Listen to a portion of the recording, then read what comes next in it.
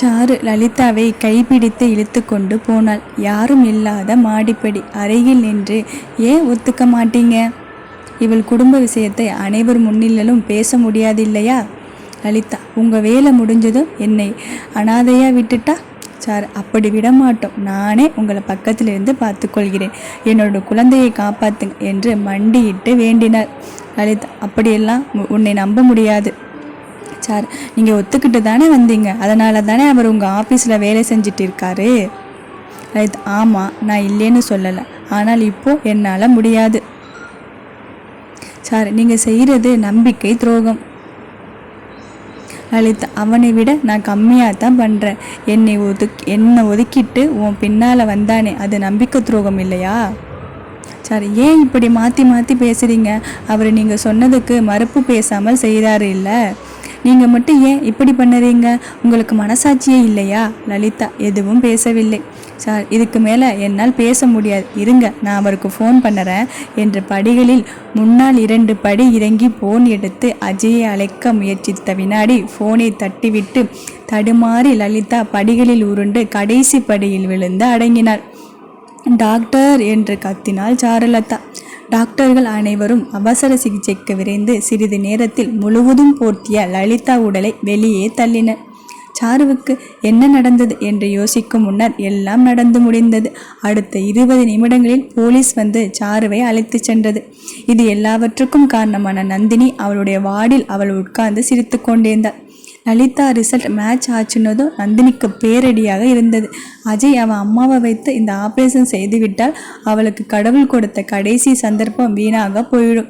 அதனால் லலிதாவை படியில் உதைத்து தள்ளிவிட்டு அவள் இறந்து விட்டாள் என்று தெரிந்ததும் சாருவை போலீஸில் பிடித்து கொடுத்து விட்டாள். அஜய் விஷயம் கேள்விப்பட்ட அடுத்த 3 மணி நேரத்தில் வந்து விட்டான். அங்கே போலீஸ் ஸ்டேஷனில் சாருவை விசாரித்து கொண்டிருந்தன. உங்கள் பேரு? சாருலதா. வயசு 29. படிப்பு MBBS MS. இன்ஸ்பெக்டர். ஓ, உங்கள் பார்வையில் டாக்டர் கொலை பண்ணலாமா? சாரு அமைதியாக பொறுமையாக, நான் எதுவும் பண்ணலை, நான் படியில் இறங்கி கொண்டே இருந்தேன். திடீர்னு அவங்க எனக்கு பின்னால் இருந்து கீழே விழுந்துட்டாங்க. அவங்க விழுந்ததுக்கும் எனக்கும் ஒன்றும் சம்பந்தமில்லை. இன்ஸ்பெக்டர். ஆனால் அவங்க இருந்த இடத்துல நீங்கள் மட்டும்தான் இருந்திருக்கீங்க. அவங்க நடக்கும்போதே விழற அளவுக்கு வீக்கானவங்க கிடையாது. உங்களுக்கும் அவங்களுக்கும் ஏதோ வாக்குவாதம் நடந்து நீங்கள் அவங்களே தள்ளி விட்டுட்டீங்க. இதை நீங்கள் பிளான் பண்ணி செஞ்சுருக்கீங்கன்னு கூட சொல்லலாம். ஏன்னா அங்கே இருந்த கேமரா டேமேஜ் ஆகி இருக்கு. திடீரென ஒரு குரல். அப்படின்னு நாங்கள் யாருமே உங்களுக்கு கம்ப்ளைண்ட் கொடுக்கவில்லை.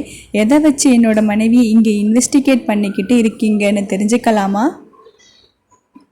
அந்த கேள்வி கேட்டவனின் ஒளி அவரின் முதுகில் சில்லென்று பரவியது. ஒரு பயம் முளைத்தது. அஜயேதான், ஆனால் வித்தியாசமான தோணியில் பேசினார். இந்த கேள்விக்கு பதில் சொல்ல முடியாமல் இன்ஸ்பெக்டர் திணறினார். அஜய், உங்ககிட்ட என்னோட லாயர் பேசுவார் என்று சாருவை அவள் தோள்களை அணைத்து கொண்டு வெளியேறினான். அங்கே இருப்பவர்களால் அவனை எதிர்த்து கேள்வி கேட்க முடியவில்லை. சார், ஏங்க ப்ளீஸ் நம்புங்க, அவர் சொல்லுற மாதிரி எதுவும் நடக்கலை. அஜய், நீ எதுவும் சொல்ல தேவையில்லை, எனக்கு தெரியும், அமைதியா வா. சாருவை திவ்யா வார்டில் விட்டுட்டு அவன் லலிதாவின் ஈம சடங்குகளை கவனிக்க விஜயுடன் சென்று விட்டான். இந்த நாட்களில் திவ்யாவை கண்காணிக்க சஞ்சய் இருந்தான். ஸ்ரீ, என்னடி நடந்தது? எப்படி உன்னை போலீஸ் கூட்டிட்டு போனாங்க? சாரு, தெரியல ஸ்ரீ, எனக்கு என்னவோ நந்தினி வேலையாக இருக்குமோன்னு தோணுது. அவள் தான் இங்கே உலாத்திட்டு இருக்கா. அங்கே இருந்த கேமரா கூட டேமேஜ் ஆகி இருக்கு. சாரு விரக்தியில். ஆனால் இது எப்படிப்பட்ட துரதிர்ஷ்டம்! லலிதாவோட சாம்பிள் மேட்ச் ஆகி அவள் திடீர்னு செத்து போயிட்டா. என்னோட குழந்தையை காப்பாற்றவே முடியாதா? நான் போயிருக்கக்கூடாது. அஜய் இதை டீல் பண்ணி இருந்தால் எந்த பிரச்சனையும் இருந்திருக்காது. நான் நடுவில் வந்து ஏதேதோ ஆயிடுச்சு. இனி நான் எந்த முகத்தை வச்சுக்கிட்டு அஜய் மூஞ்சில முழிப்பேன்? போலீஸ் வந்து ஒரு கொலைகாரியை கூட்டிகிட்டு போகிற மாதிரி என்னை கூட்டிகிட்டு போய் இப்படி நான் அவமானப்பட்டு ரொம்ப அசிங்கமாக இருக்கு ஸ்ரீ. மிகவும் ஆக்ரோஷமானாள். அவளால் இந்த அதிர்ச்சியை தாங்க முடியவில்லை. பைத்தியம் போல புலம்பினாள். ஸ்ரீ சஞ்சயை கூட்டி வந்து அவளை காட்ட ஒரு இன்ஜெக்ஷன் போட்டு அவளை படுக்க வைத்தான். சஞ்சய் அவளுக்காக மிகவும் வருந்தினான். அங்கே இந்த 1 வாரமாக லலிதா ஈம காரியங்களை முடித்துவிட்டு அஜய், விஜய், என்னடா ஆச்சு?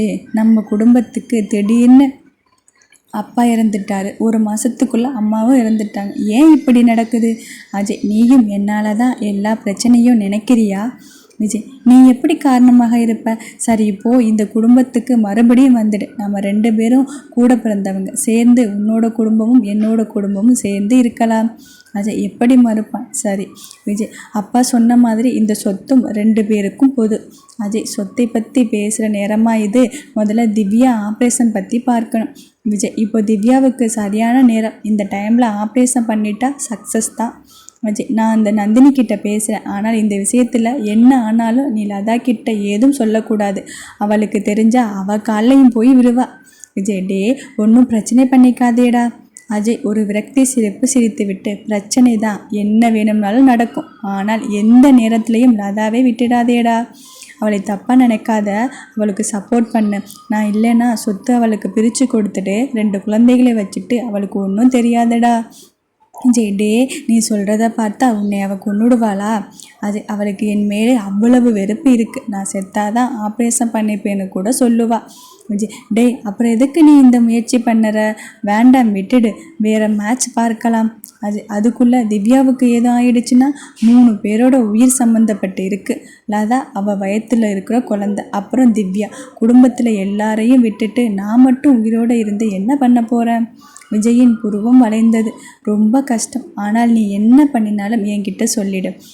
ஆனால் நீ யார்கிட்டையும் சொல்லாத, அண்ணி உட்பட. விஜய் சரி என்றான். இருவரும் கிளம்பி மதுரை வந்து அஜய் திவ்யா வார்டுக்கு நுழைந்தான். சாரு வானத்தை பார்த்து கொண்டு அமர்ந்திருந்தாள். அவளை சுற்றி நடக்கும் விஷயம் ஏதும் உணராமல் இருந்தாள். ஸ்ரீ, வாங்க அண்ணா, உங்கள் அம்மா விஷயம் எல்லாம் முடிஞ்சதா? அஜய் என்றான் சாருவை பார்த்து கொண்டே. ஸ்ரீ சாருவை உலுக்கினாள். சேத்துக்கு வந்தவள் அஜயை கண்டு மிரண்டாள். ஸ்ரீ, அண்ணா, அந்த இன்சிடென்ட் நடந்ததுலேருந்து இப்படி தான் இருக்கா, ரொம்ப பயமாக இருக்குது. அஜய் சாருவை அணைத்தான். எங்கிருந்தோ வந்த அழுகையை கொட்டினான். சாரு, என்னால் தான் உங்கள் குடும்பத்தில் ஒரே பிரச்சனை. அஜய், நான் அப்படி சொன்னேனா?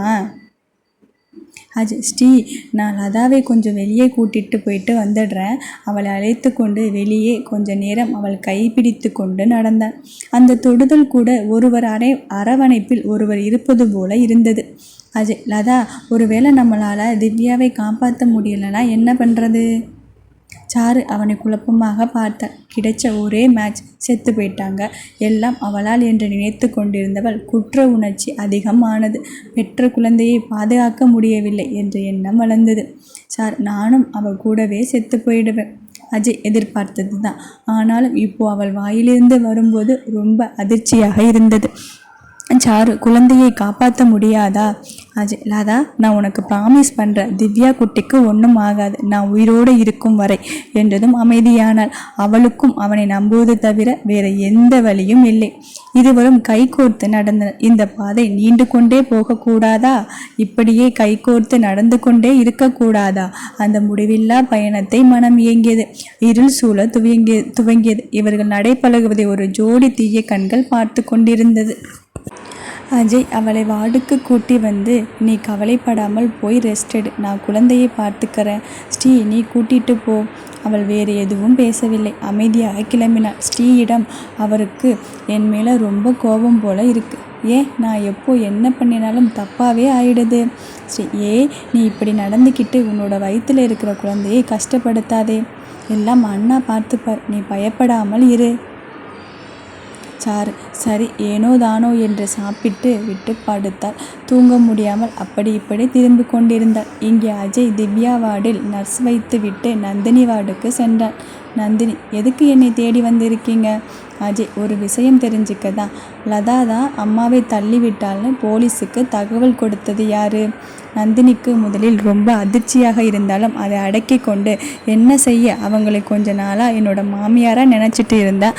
அந்த பாசத்தில் சொன்னேன். அஜய், அந்த பாசம் உன்னை பற்றி எனக்கு தெரியாதா? நந்தினி, சரி, எனக்கு தூக்கம் வருது. அஜய், ஒரு நிமிஷம் உன்னோட கொஞ்சம் பேசணும். நந்தினி, அப்பா, நம்ம வழிக்கு வந்துடுவான் போல இருக்கே என்ற சந்தோஷத்தில் பேசலாம். அஜய், சுற்றி வளைக்க விரும்பலை. திவ்யாவுக்கு உன்னோட ரிப்போர்ட் மேட்ச் ஆகுது. இந்த பிஎம்டிக்கு நீ சம்மதிக்க உனக்கு என்ன வேணும்? நந்தினி, என்ன கேட்டாலும் கொடுப்பீங்களா? அஜய், சொல்லு, என்னோட உயிரை கூட தருவேன். நந்தினி, ஹலோ, நீங்கள் செத்து போயிட்டா உங்கள் சாருவை விட அதிகம் வருத்தப்படுறது நான் தான். ஏன்னா நான் உங்களை ரொம்ப விரும்புகிறேன். உங்களை போனமாக பார்க்குற சக்தி எனக்கு இல்லை. அஜய் அப்போது என்ன வேணும்? பணம், சொத்து? நந்தினி ஏன் என்ன என்கிட்ட இல்லாத பணமா சொத்தா? அஜய் சரி என்ன வேணும் சொல்லு. நந்தினி நீங்கள் எனக்கு வேணும். மிஸ்ஸஸ் அஜய் நானா மட்டும்தான் இருக்கணும். அஜய் நீ நம்ம 3 பேர் வாழ்க்கையில் விளையாடுற. ஆமாம், நந்தினியை லவ் பண்ணாத அஜய், அஜயை லவ் பண்ணுற சார்லதா. 3 பேர் வாழ்க்கையும் ஒன்றும் இல்லாமல் போயிடும். நந்தினி ஆமாம், எனக்கு நீங்கள் மட்டும்தான் வேணும். உங்களை நான் கல்யாணம் பண்ணிக்கணும். அஜய் அப்போ லதா? நந்தினி அவளை டிவோர்ஸ் பண்ணணும், என்னை கல்யாணம் பண்ணணும். உடனே ஆப்ரேஷனுக்கு நான் ரெடி ஆகிடுவேன். அஜய் நெருப்பில் விழுந்து புழு போல துடித்து போனான். இது என்ன ஈஸியாக நடக்கிற விஷயமா? நந்தினி அஜயால் முடியாத விஷயமா? நாளைக்கே டிவோர்ஸ் பண்ணி நாளைக்கே என்னை கல்யாணம் பண்ணிக்க, உடனே நாளைக்கே நான் ஆப்ரேஷன் பண்ணிக்க சம்மதிக்கிறேன். எவ்வளவு சீக்கிரம் செய்கிறாயோ அவ்வளவு உன்னோட பொண்ணுக்கு நல்லது. சரி நீ யோசிச்சு சொல்லு, நான் தூங்குறேன். அஜய் அவளை டிவோர்ஸ் பண்ணிவிட்டு உன்னை கல்யாணம் பண்ணணுமா? அவளை நான் ரொம்ப விரும்புகிறேன், ஆனால் உன்னை எனக்கு பிடிக்காது. ஒரு பிடிக்காத புருஷனோட வாழ்கிறது எவ்வளவு கொடுமை தெரியுமா? அது உனக்கு வேணுமா? நந்தினி ஆஹாஹா, ரொம்ப பிடிச்சவங்க பிரிஞ்சு இருக்கிறது எவ்வளவு கொடுமை தெரியுமா? அதை நீ அனுபவிக்க வேண்டாம். அஜய் பழி வாங்குறியா? நந்தினி அப்படி கூட வச்சுக்கலாம். ஒரு சாரு மாதிரி சீப் லேடி கிட்ட என்னால் தோக்க முடியாது. அஜய் அவள் வார்த்தையை கேட்டதும் அடிக்க கை ஓங்கினான். நந்தினி ஏன் புருஷா கை நிறுத்திட்ட? அடி, உன் கையால் செத்தாலும் எனக்கு சந்தோஷம்தான். அஜய் உன்னை மாதிரி ஒரு விஷத்தை நான் பார்த்ததில்லை. நந்தினி உன்னோட வாயால் திட்டுறதும் எனக்கு சந்தோஷம்தான். அஜய் ஒரு கெட்ட வார்த்தையை உதிர்த்து விட்டு கிளம்பினான். நந்தினியின் சந்தோஷத்துக்கு அளவே இல்லை. எழுந்து குதித்து ஆட்டம் ஆடி கழித்தாள். அஜயின் துக்கத்துக்கு அளவே இல்லை. விஜயிடம் வந்தான். அஜய் நாளைக்கு லதா கிட்ட சொல்லிடு, மேட்ச் கிடச்சிருக்குன்னு சொல்லிடு, நந்தினி பற்றி தெரிய வேண்டாம். விஜய் ஒன்றும் பிரச்சனை இல்லையே என்றவுடன் அஜய் அழுதான். எவ்வளவு நேரம் சொல்ல முடியாது. அவனே சமாதானமாகி எல்லாம் நான் பார்த்துக்கிறேன், இந்த விஷயம் லதாவுக்கு தெரியக்கூடாது, என் மேல் சத்தியம். ஃபோன் எடுத்து லாயருக்கு ஃபோன் செய்து அவன் சொன்ன விஷயத்தை கேட்ட விஜய் அதிர்ந்தான். விஜய் சாருவை டிவோர்ஸ் பண்ண போறியா? அஜய் ஆம் என்று தலையாட்டினான். விஜய் பார்வையை சந்திக்க முடியாமல் தலை கவிழ்ந்தான். காலை சாரு வந்ததும் விஜய் அவளை கூப்பிட்டு அனுப்பினான். விஜய் மேட்ச் கிடச்சிது, அவங்கக்கிட்ட உறுதிப்படுத்திக்கிட்டு எப்போ ஆப்ரேஷன் வச்சுக்கலாம்னு சொல்லுறேன். சாரு ரொம்ப தேங்க்ஸ் மாமா, ரொம்ப சந்தோஷமாக இருக்குது. அவர் எங்கே இருக்காருன்னு தெரியலை. விஜய் மாமா என்னவோ துரதிர்ஷ்டம், உள்ளே இருக்கான் பாருமா, நான் மற்ற ஃபார்மாலிட்டிஸ் முடிக்கிறேன். உள்ளே அஜய் படுத்திருப்பதை பார்த்து தாவி அவன் மேல் விழுந்து அவன் முகம் நிறைய முத்தமிட்டு திவ்யாவுக்கு சீக்கிரம் ஆப்ரேஷன் பண்ணிடலாம்னு மாமா சொன்னாங்க. அஜய் அவளை அணைத்து கொண்டான். இது நிரந்தரம் இல்லை என்று இன்று அனுபவிக்க வேண்டும். ஆனால் ரொம்ப நாளுக்கு அப்புறம் அவளை சந்தோஷமாக பார்த்தது அவனுக்கு ஆனந்தமாக தான் இருந்தது. அஜய் அவளை மடியில் வைத்து கொண்டு இனிமேல் நீ ஒழுங்காக சாப்பிடணும், உன்னோட உடம்பை பார்த்துக்கணும், வயிற்றில் இருக்கிற குழந்தையை நல்லா பார்த்துக்கணும், திவ்யாவை பத்திரமா பார்த்துக்கோ. சார் நீங்கள் எங்கே போகிறீங்க? அஜய் நான் இனிமேல் உன்னோட இருக்க மாட்டேன்னு மனசுக்குள்ளே சொல்லிக்கொண்டு எனக்கு கொஞ்சம் தூக்கம் வருது, நான் தூங்குறேன், நீ திவ்யா வார்டில் இரு. சாருவுக்கு வித்தியாசமாக இருந்தது. ஏன் என்னை புறக்கணிக்கிறான்? அவள் யோசித்து கொண்டே வெளியே போனாள். அதை பார்த்து அவன் மனம் இன்னும் கொஞ்ச நேரத்தில் உனக்கு நான் பேரடியை தரப்போறேன், தாங்கிக்கோ. கொஞ்ச நேரத்தில் அவனுக்கு டிவோர்ஸ் பேப்பர் வந்தது. மறுபடியும் சாருவை அழைத்தான். அஜய் நீ என்னோட பழைய லதாவா இருக்கியா? சார் ஏன் அப்படி கேட்குறீங்க? அஜய் உனக்கு எப்படி அம்மாவை கொல்லும் அளவுக்கு உன்னோட மனசில் விஷம் வந்துச்சு? அந்த வார்த்தையை சொல்ல அஜய்க்கு உடம்பெல்லாம் கூசியது. சாரு நொறுங்கி போனாள். நான் உங்கள் அம்மாவை ஒன்றும் பண்ணலை, நம்புங்க.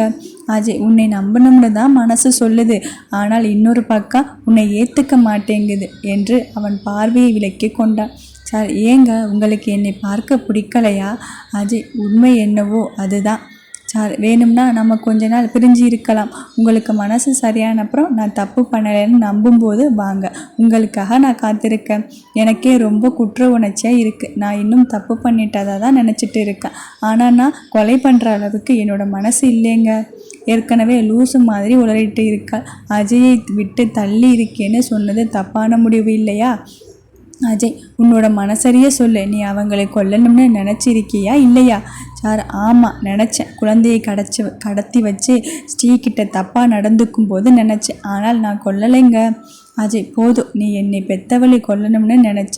உன்னோட என்னால் வாழ முடியும்னு நினைக்கல.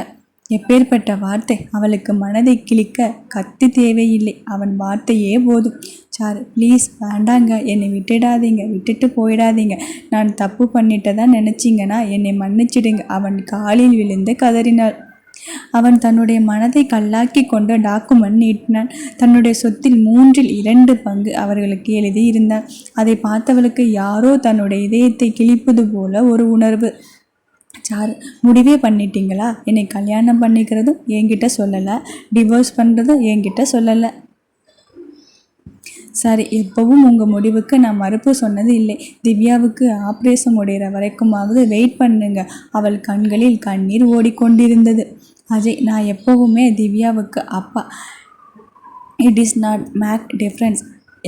எப்படி அவனால் காத்திருக்க முடியும்? இவன் அவளை கல்யாணம் பண்ணினால் தானே ஆப்ரேஷன் நடக்கும். சார், எனக்கு 1 மணி நேரம் டைம் கொடுக்குறீங்களா? அப்புறம் இந்த சொத்து எனக்கு வேண்டாம். அஜய், எஸ், ஆனால் சொத்து கொடுத்து தான் தீருவேன். ஏன்னா 2ம் என்னோட குழந்தைகள். சாரு, குழந்தை பட்சம் அதையாவது நம்புறீங்களே? விஜய் இதயத்தை இறுக்கி பிழிவது போல வலி. அவள் எங்கே போனால் தெரியவில்லை. அவளுக்கும் தெரியும் இன்றைய இந்த நாளை அவள் ஃபேஸ் பண்ணி தான் ஆக வேண்டும். அவனுக்கு தெரியும் இது அவளுக்கு எப்பேற்பட்ட இடி என்று. அவளை இப்படி துன்புறுத்த அவனுக்கு விருப்பம் இல்லை. அவனுடைய இதயத்தின் வலி அவனுக்கு மட்டும்தான் தெரியும். இன்றைக்கு அவனை போல துன்பப்படுபவர் யாரும் இல்லை. வேகமாக சென்று சுவரில் முட்டிக்கொண்டான். எப்படியாவது செத்து போகக்கூடாதா என்று எண்ணியவன் இன்றைய சூழ்நிலையில் உணர்ச்சி வசப்படக்கூடாது என்று அடக்கி கொண்டான். விஜய் உள்ளே நுழைந்தவன் அஜய் நெற்றியில் ரத்தம் வலிய தரையில் முழங்காலை கட்டி கொண்டு உட்கார்ந்திருந்ததை கண்டு துடித்தான். இப்படி தன்னை வேதனைப்படுத்தி கொள்ள வேண்டுமா? எவ்வளவு கொடுமையான வாழ்க்கை! அஜய், டேய், திவ்யா ஆப்ரேஷன் முடிஞ்சதும் எனக்கு ஏதாவது ஊசி போட்டு கொண்டுடா. என்னால் இந்த வலி தாங்க முடியலை. விஜய், அப்போ சாருவுக்கு ஒரு ஊசி போட்டுடலாமா? அஜய் அவனை கட்டி கொண்டு அழுதான். ஏதோ பைத்தியக்காரத்தனமாக பேசிக்கொண்டிருக்கிறான். 2 நாட்களாக சரியான தூக்கம் இல்லாமல் சாப்பிடாமல் இருந்தவன் மயங்கினான். விஜய் அவனுக்கு சாப்பாடு எல்லாம் சாப்பிட முடியாது என்று அறிந்து கொண்டு ட்ரிப்ஸ் போட்டு விட்டான். சிறிது நேரத்தில் சாரு வந்தாள். சார், அவங்க சொன்ன டாக்குமெண்ட் எல்லாம் கையெழுத்து போட்டுட்டேன். எனக்கு ஒரே ஒரு கோரிக்கை, என்னை இனிமேல் அவர் பார்க்க வரக்கூடாது என்று சொல்லிவிட்டு சென்றே விட்டார். விஜயை கூட சார் என்று அழைத்தார். உள்ளே படுத்து கொண்டு கேட்டவன் அமைதியாக கண்ணீர் விட்டான். மறுநாள் சாருவை கோர்ட்டுக்கு வர சொல்லி இருந்தார்கள். மறுக்காமல் சாரு போய்விட்டாள். 1/2 மணியில் கிடைத்து விட்டது டிவோர்ஸ். எப்படி இவ்வளவு வேகம், இவ்வளவு சீக்கிரம்? கையெழுத்து போட்டுவிட்டு வெளியே வந்தாள். அவள் முன் நின்ற அஜயை கூட நிமிர்ந்து பார்க்கவில்லை. ஏதோ அவள் கண்மூடி அவள் கால் போன போக்கில் இஷ்டப்படி நடந்து கொண்டிருந்தாள். அவளை ஒருவரை விட்டு கண்காணிக்க சொல்லி மறு நிமிடம் ரெஜிஸ்டர் ஆபீஸில் நந்தினி கழுத்தில் தாலி கட்டி கையெழுத்து போட்டாள். இந்த சோக நாடகத்துக்கு காரணமான அஜய். இந்த நாள் மட்டும் அவனுடைய வாழ்க்கையிலிருந்து அழிந்துவிடக்கூடாதா? நந்தினியை கூட்டிக் கொண்டு ஹாஸ்பிட்டல் வந்து சேர்ந்தான். நந்தினி ஆனந்த கூத்தாடினாள். எப்படியோ அவள் கனவு பலித்தது. அஜயை அவள் கணவனாக ஆக்கி கொண்டாள். இதை நியூஸுக்கு சொல்லக்கூடாது என்று அஜய் சொல்லி இருந்தான். அதனால் வெளியே யாருக்கும் தெரியலை. இந்த விஷயம் தெரிந்து நந்தினி அப்பா அம்மா வந்தனர். சாரு சிறிது நேரம் ரோட்டில் நடந்துவிட்டு ஹாஸ்பிட்டல் வந்தார். விஜயிடம் சொல்லி ஆப்ரேஷனுக்கு ஏற்பாடு பண்ண சொல்லி திவ்யா வார்டுக்கு வந்தான். திவ்யா குட்டே, இன்னைக்கு உனக்கு ஆப்ரேஷன் பண்ண போகிறாங்க. Be brave, okay? திவ்யா, வலிக்குமா? நான் செத்து போயிடுவேனா? அஜய், சி, அப்படியெல்லாம் ஒன்றும் ஆகாது. உனக்கு தூக்கம் வரும். தூங்கி எழுந்தவுடன் எல்லாம் சரியாயிடும். அவளை கொஞ்சி அவளை தூங்க வைத்து வெளியே நின்றிருந்த சாருவை தாண்டி போனான். சாரு அமைதியாக நின்றிருந்தாள். ஸ்ரீக்கும் விஷ்ணுவுக்கும் இவர்களுக்கு டிவோர்ஸ் ஆனது தெரியாது. விஷ்ணு அஜயிடம், நல்ல வேலை, எல்லாம் ஓகே. இன்றைக்கி நைட் ஆப்ரேஷன் கூட நல்லபடியாக நடந்துச்சுன்னா ரொம்ப சந்தோஷம். அஜய்க்கு ஒன்றும் சொல்ல தோணலை. விஜய், யாடா அவன்? ஏதோ அவன் டொனேட் செய்கிறது யாருக்கும் தெரியக்கூடாதுன்னு சொல்லிட்டானாமே. அஜய், அவன்? ஆமாம். டே, எனக்கு ஒரு உதவி பண்ணிடா. ஏமே ஏதாவது தப்பு இருந்தால் அதில் தான் கிட்ட காட்டாதே. அவளை பத்திரமா பார்த்துக்கோ என்று சொல்லி வேகமாக சென்று விட்டான். விஷ்ணுவுக்கு இவன் ஏன் இப்படி விசித்திரமாக நடந்துக்கிறான்? சாருவை பார்த்தான். அவள் எங்கேயோ தொலைந்து இருந்தாள். இரவு ஆபரேஷன் தியேட்டர் திவ்யாவை கூட்டி போகும் வரை அவன் வரவே இல்லை. விஷ்ணு, ஸ்ரீ, சாரு மூவரையும் ஒரு அறைக்குள் உட்கார வைத்து அவர்களை வெளியே விடவில்லை. சாரு அழுது கொண்டே இருந்தான். விஷ்ணு இவள் ஆபரேஷன் நினைத்து அழுகிறாள் என்று எண்ணிக்கொண்டான். விஷ்ணு அவன் வரவுக்காக காத்திருந்தான். அஜய் மட்டும் வரவே இல்லை. விஷ்ணுவுக்கு ஒன்றும் புரியலை. சஞ்சய்க்கு நந்தினி பற்றி எதுவும் தெரியாததால் அவன் ஆபரேஷன் செய்ய தயாரானான். சஞ்சய்க்கு அறிவுறுத்தப்பட்டு இருந்தது டோனர் பற்றி வெளியே சொல்லக்கூடாது என்று. ஆபரேஷன் வெற்றிகரமாக முடிந்து திவ்யா ஐசு எடுத்து செல்லப்பட்டார். அவளுடன் அஜய் இருந்தான். குழந்தையை பார்க்க இவர்கள் வருவதை பார்த்து ஓடி ஒளிந்தான். அனைவரும் திவ்யா கண் விழிக்க காத்திருந்தனர். சில மணியில் கண் விழித்தாள். சாரும்மா, அப்பா சொன்ன மாதிரி எனக்கு வலிக்கவே இல்லை என்று சொன்னவளை கட்டி அணைத்தாள். அவளை தூங்க வைத்து மறுநாள் காலை திவ்யாவுக்கு வேண்டிய வேலைகளை செய்துவிட்டு அமர்ந்திருந்தாள். அன்று முழுவதும் அஜய் வரவே இல்லை. விஷ்ணுவுக்கு ஏதோ புரிவது போல இருந்தது. ஆனால் அதை உறுதிப்படுத்தி கொள்ள வேண்டும். அஜய்க்கு ஃபோன் செய்தான். அவன் ஃபோன் ஸ்விட்ச் ஆஃப். இரவு ஸ்ரீ அஜய்க்கு ஃபோன் செய்தாள். மனதுக்கு ஏதோ தோன்ற ஃபோன் எடுத்தவன், அண்ணா, சாரு உங்க கூட இருக்காளா? அஜய்க்கு அதிர்ச்சி. ஏதாவது தவறான முடிவு எடுத்து விட்டாளா? இல்லையே. என்னாச்சு? லதா எங்கே போனாள்? ஸ்ரீ என்னன்னு தெரியலை, ரொம்ப அப்செட்டாக இருந்தா. எங்கள் யார் கூடவும் பேசலை. நீங்களும் இங்கே வரலை. ஹாஸ்பிட்டல் முழுசும் தேடிட்டோம். சஞ்சய் சார் ஒரு பக்கம் தேடிட்டு போயிருக்காரு, விஷ்ணு ஒரு பக்கம் போயிருக்காரு. நீங்கள் வேற யார் ஃபோன் பண்ணினாலும் எடுக்கலை. அதான் நான் ட்ரை பண்ணினேன். அஜய் சரி, கவலைப்படாதே, நான் போய் பார்க்கிறேன். அஜய் போலீஸ் ஃபோர்ஸ் வச்சு சர்வேலைன்ஸ் கேமரா பார்த்து அவள் இருக்கும் இடம் தேடி போனான். ஆனால் அங்கே அந்த பார்க்கில் அஜய்க்கு முன் சஞ்சய் அவளிடம் உட்கார்ந்திருந்தான். அவன் அவளை தோளில் சாய்த்து அணைத்திருந்தான். அவள் கேவி கொண்டிருந்தாள்.